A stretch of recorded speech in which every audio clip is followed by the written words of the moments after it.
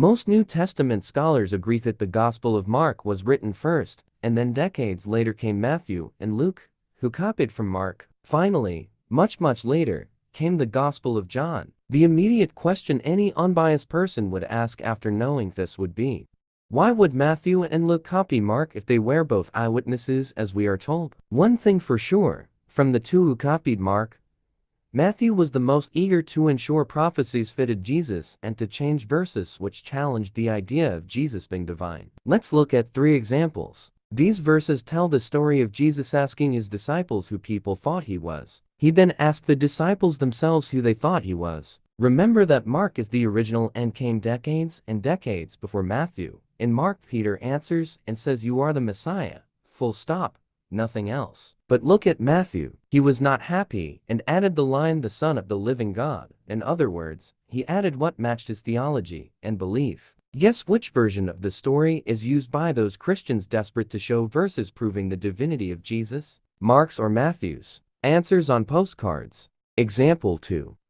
In the original story in Mark on the left, a man called Jesus good, and Jesus rebuked him for it. He didn't accept being called good. He reserved that term for God alone. But look at the same story in Matthew on the right. Matthew could not have Jesus not accepting being called good and denying being divine, so he changed the original story. Example 3. In the original story, in Mark on the left, we have Jesus and his disciples on a boat.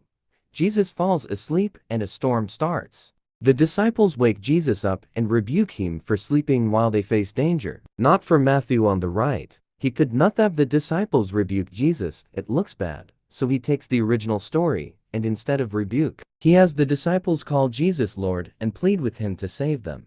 As you can see, these verses don't require churches, ministers, priests, or missionaries to explain them. They are very clear by themselves.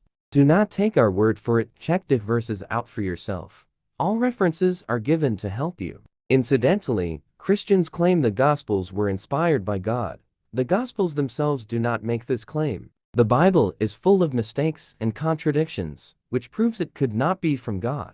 In Luke chapter 1, Luke says everyone was writing the account of things which happened. So, with this in mind, since I myself have carefully investigated everything from the beginning, I too decided to write an orderly account for you. Most excellent Theophilus. Does that reasoning sound inspired by God?